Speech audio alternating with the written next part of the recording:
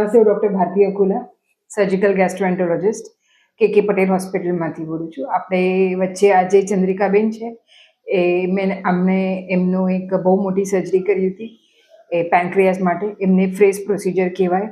એમનું પેન્ક્રિયાસ બહુ બધું સડી ગયું હતું અને પેન્ક્રિયાસની પાઇપમાં બહુ મોટું સ્ટોન્સ હતું. તો એમનું ઓપરેશન અમે સક્સેસફુલી કર્યું છે અને અત્યારે એમનું જે સિમ્ટમ્સ છે એ કમ્પ્લીટલી રિઝોલ્વ થઈ ગયું છે. ચંદ્રિકાબેન આપણે બધું કહેશે.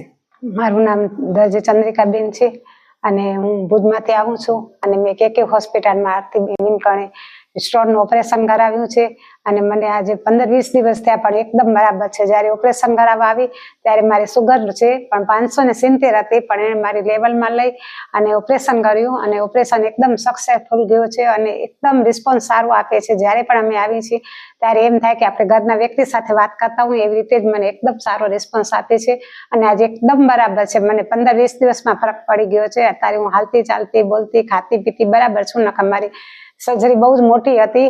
બધા કેટલા ડોક્ટર પણ ફરી પણ બધા જ મને ના પાડી, પણ મને ભારતીબેન એટલું સરસ સમજાવ્યું કે કાંઈ જ ઓપરેશનમાં નથી, જરવારમાં ઓપરેશન થઈ જશે, તમે આટલી મારી ફરી શકશો.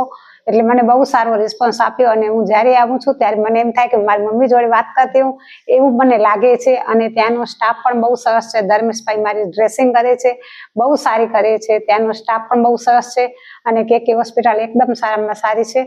તો તમે પણ ચોક્કસ મુલાકાત લ્યો.